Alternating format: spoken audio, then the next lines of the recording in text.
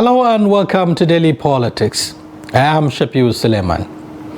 On the program tonight, we will be interfacing with Hajia Mariam Weiss. She is the special advisor to President Muhammadu Buhari on social investments. She is also a lawyer and a socio-economic rights activist. She joins us on the program to share her thoughts on a variety of national development issues. Welcome to the program. Thank you very much. Thank you for inviting me. Now, before we continue with the conversation, here we'll take a short break. When we return, the program commences. Stay with us.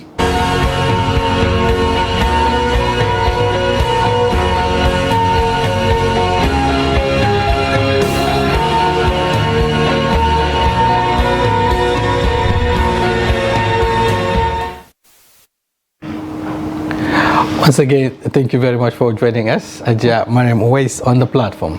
Thank you. Thank you for inviting me. All right, talking about social investment, this is one very important issue, looking at development question, especially in developing countries like Nigeria.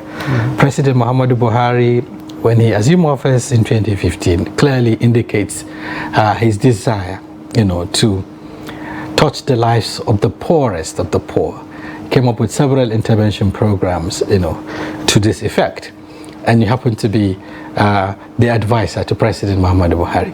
What do you think, agitated his mind, to come up with such a very ambitious social intervention program?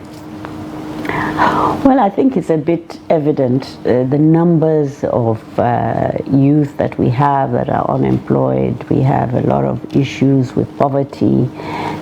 People who were losing hope, in despair, who couldn't even make ends meet, maybe even one meal a day. And so we were tasked with the responsibility of trying to see how we could create a level playing field for those who don't have access, who don't have connections, who are in need of an intervention in their lives to see how they can take ownership and actually grow their businesses or start something that will really support their families. Right. Yeah, if I understand, this social intervention program, is all-encompassing, some would say. It touches virtually all the vulnerable groups, from women to children to youths and so on. There are a number of specific programs, like the conditional cash transfer, the school feeding program, and several others. Why were they structured in that sense? So they're diverse sectors that needed to be impacted upon. And I remember, the vice president saying to me that every time they went out on campaign, the president would say, how are we going to reach all these people? Because there were always huge crowds, and so we were tasked or saddled with the responsibility of trying to see how we can engage those who know nobody, who actually need support. And one of the first things, of course, was developing a social register for households that are poor and vulnerable. And for those households, we needed to make sure that there was, we had a database that that could not be compromised. Okay. And we were very encouraged by the fact that the World Bank was ready to put money into it. And from experience, the World Bank or any other development partner that supports you, it actually, because they monitor what happens, it actually secures the integrity of the data. So we began by engaging the communities directly, asking them to identify the parameters for poverty in their own community. So we didn't really come up with this is the baseline or this is what it is. Every community has its own notion of what poverty means to them, and what poverty is in Katsina Ala may be different from what poverty is in Arondizogu and what. So we needed to know because we needed to assure the communities that we were addressing poverty. So communities would have focus group discussions in groups that they were comfortable with. The females together, the males together, the youth together.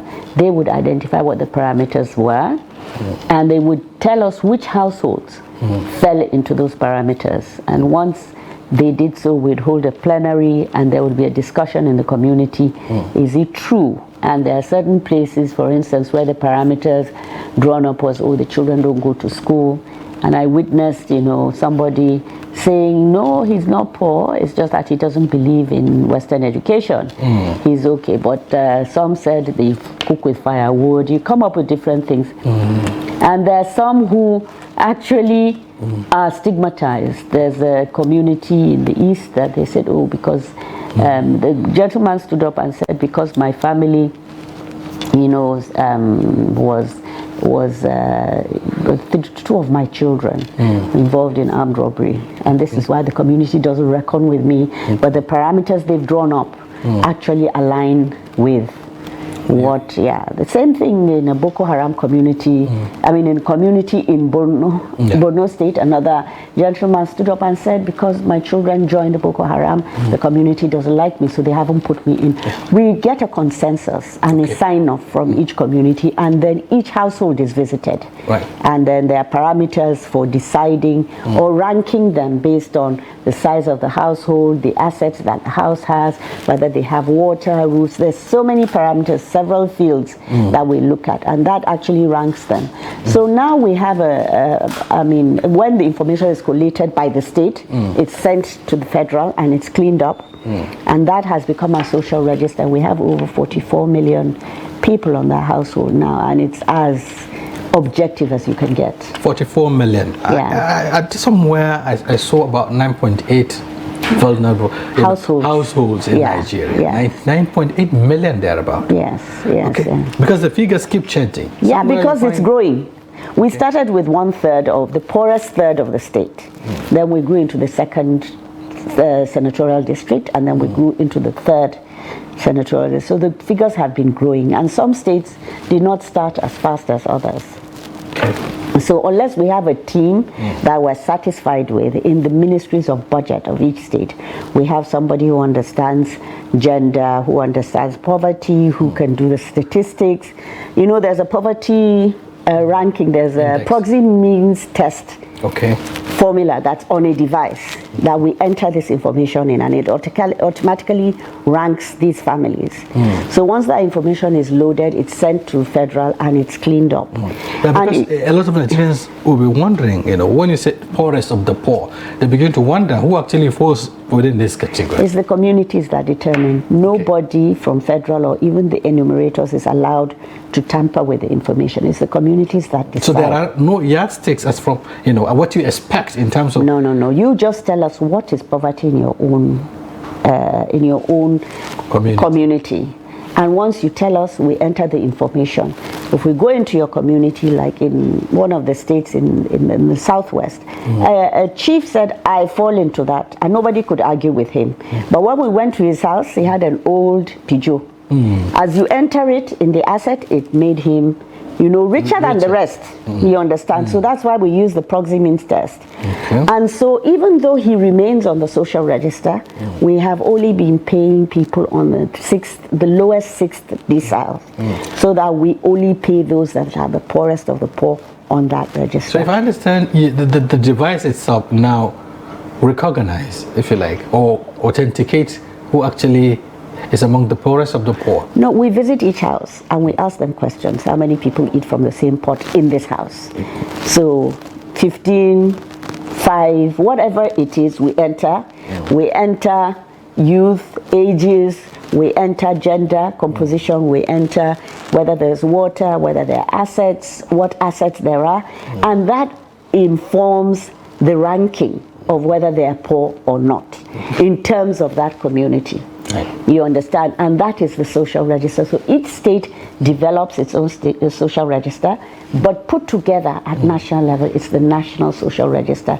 So, a lot of philanthropists or even development partners say, okay, we want to know, maybe for malnutrition, women who are of childbirth age, or who have children between ages 1 to 5, they go to that register. That information can be given to you. Everybody over 65, we want to give them benefits. That information is available. Okay, interestingly, looking at the numbers now, we're talking about 9.8 million and still growing. Yeah. And then President Muhammadu Buhari also has an ambition, of lifting 100 million people out of poverty in 10 years. Yes. Here we are with, a significant number of those to be targeted. But there is also a serious concern that there is a gap, While there's this ambitious 100 million out of poverty, we now have 133 million in the poverty bracket. What is the missing link? Well, part of the problem is our numbers are growing much faster than the economy. Okay. If the economy was growing much faster, we would be able to address a lot of what we see. There is no limit. There is no country that can provide, or no state that can provide education for a number that is unlimited. You have to plan, right? The same thing, health. So unless we understand those issues about population being manageable, or being, we know what the cap is so that we can address it. And there's so many other issues. I would say elected officials generally want to address tangible things. They want to be able to point at something and say, this is what I did in my time. So for instance, if money is budgeted for education, focus would be on building a school, right? But that does not translate into full classrooms. Yeah. So there are other things that need to be addressed that are not prioritized. Okay. And I'm not saying don't do infrastructure. I'm saying infrastructure is critical also because we need the infrastructure. There are too many places where we have a dearth of classrooms. But we also need to address the poverty of the father, because the children will go hawking, the daughters, the boys will go to the farm, or even the girls will go to the farm. If you don't address the poverty of the father, we need to address the training of teachers, the capacity, security issues, the health of the mother. All of those things you can't point at and say, I did in 3 years you can maybe in 3 years you can see improvements. That's right. But it doesn't endure. Those issues are not priority for politicians and even for the private sector. I must say, they want to see returns on investment all the time. They want to see immediate returns on investment. Some of these issues in a 4-year term, they're not top of it unless you have funds that you can actually monitor closely and come out with the results of impact. Right. They won't be taken beyond. So if I understand, as a government, you're also worried that most of this investment, into the social programs are not perhaps given the desired result? No, for me, every person that's supported is one person less. So I will not be one of those who says nothing has been done. I know. The challenge, of course, is that communication has not been as public as it should be. And I'd be the first to admit, when I was supervising those programs, if I was faced with, let's give women 10,000 and there's 200,000 to give, and then a reporter says, I need 200,000 to go to Misau, to go and I will give those women 10,000, 20 women, rather than looking at that, because you need to get reach maximum number. Yes, I was right, because nobody in government gets all their releases. It depends on what comes in every month. So you have to prioritize who to impact. But towards the end of the first term, a lot of people were skeptical at, a lot of our elites at federal level or in the state capitals were skeptical, and we realized that we needed to, enhance our communication, and then we started sending. Communication is not cheap. That's what I discovered, and that's right. Not many people are willing to do pro bono work. but part of the investment should also be to enlighten the people, to create awareness. Yes. Okay. Now, looking at the interventions, and what is given out, some say it's far cry, when we look at the the situation, the economic situation in the country. For instance, you give someone 10,000 naira monthly. Some families could spend the 10,000 naira just cooking a meal or providing a meal. So how, what happened after that? So when these programs were being driven under the office of the vice president, we actually also trained who we call community facilitators. In every ward, we had people who had been trained to visit the recipients of cash transfers, and they were the ones on our website, their names, their states, the local government, and their numbers. So any journalist who wanted to reach these beneficiaries could reach them through these facilitators. They visit them every week and train them on financial literacy, what to save, what to spend, what to invest. And we were seeing a lot of results. It's very easy for us to say 5,000 does nothing, but when you see what these women did, you'd feel really humble, because it was amazing. In Jigawa, I saw women putting together money to buy a vehicle, a whole lot of them, because when it's time for a woman to give birth, they would put a woman on a wheelchair and take her to the side of the road and flag down cars. Now they were able to buy a vehicle, and each woman each husband whose wife is due would pay 5,000 naira, 2,000 naira for petrol, 2,000 naira for the driver, and 1,000 naira for maintenance. And they would take. In another place in Kwara, I saw women refurbishing a school, a primary school, and very thankfully, the governor visited that school. They said our children are sitting in these places, rain falls, it doesn't help them, and it's really bad. He came and he refunded these women to say this is actually. So they do this out of the minimum, the meager amount they receive. Put money together and they do different things. They do businesses. They start their businesses. Imagine, one of our programs was the trader money that came under, a lot of, but there are so many people who need 5,000 loan, 10,000 loan, and they don't have access to banks.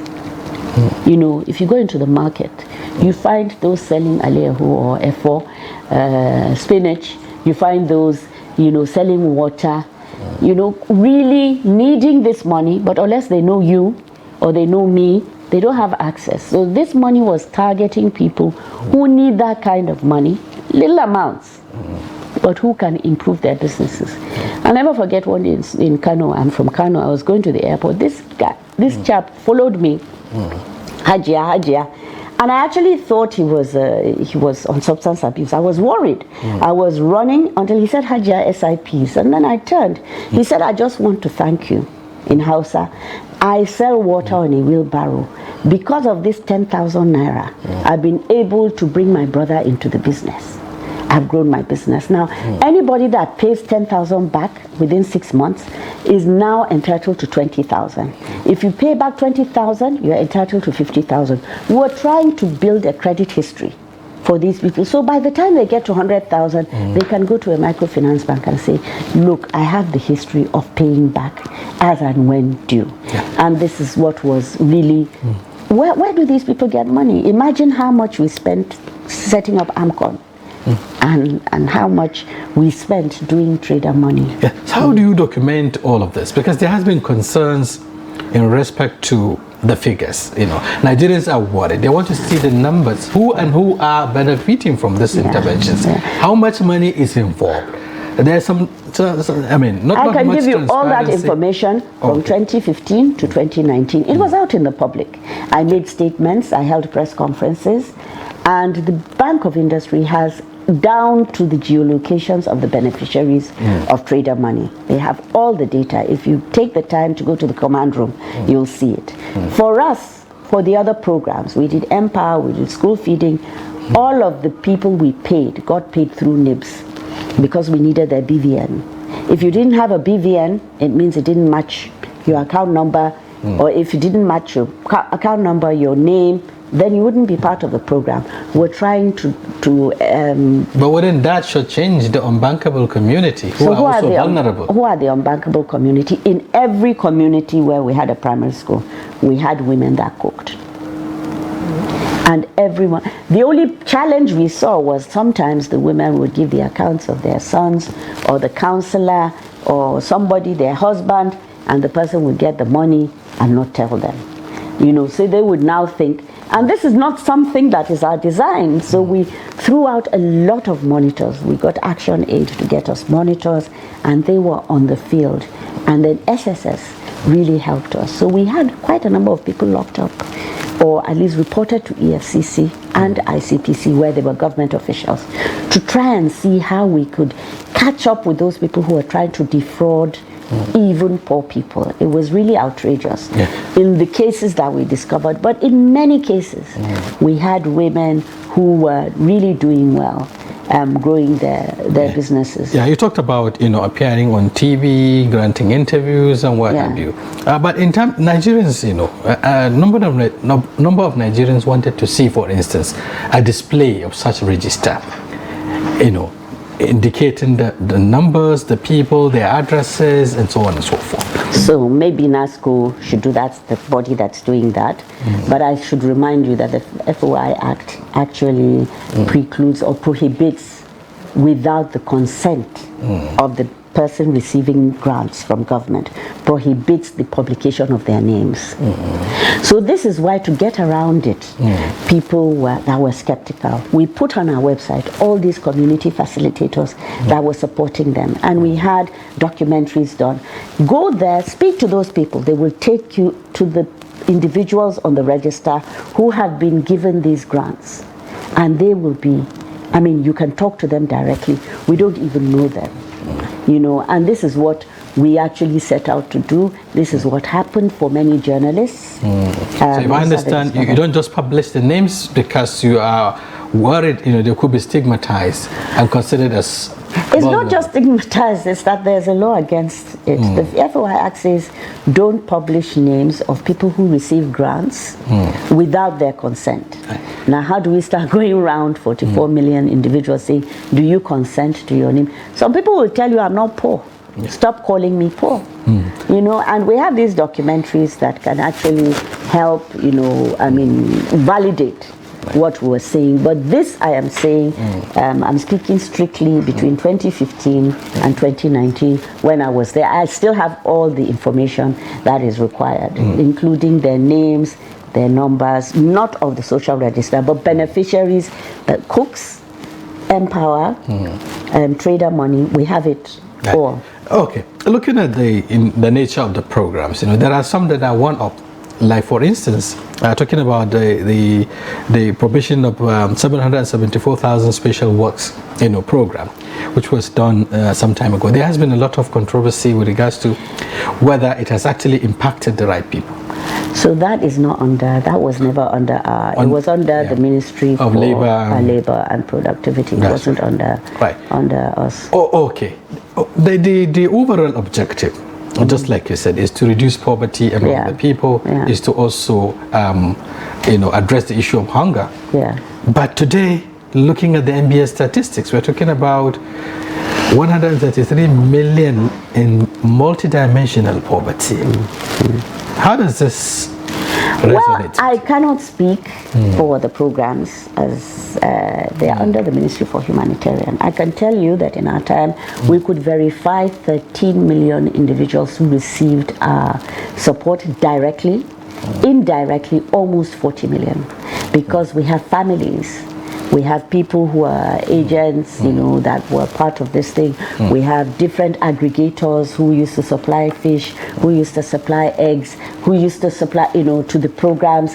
Families, Empower families that, actually benefited. They put themselves in groups, and so we can talk about indirect beneficiaries. Yes, but I really can't say about what Ministry of Humanitarian has done up to today. Oh, okay. The fact that you travel around the world and perhaps see how other countries handle this issue of social, interventions.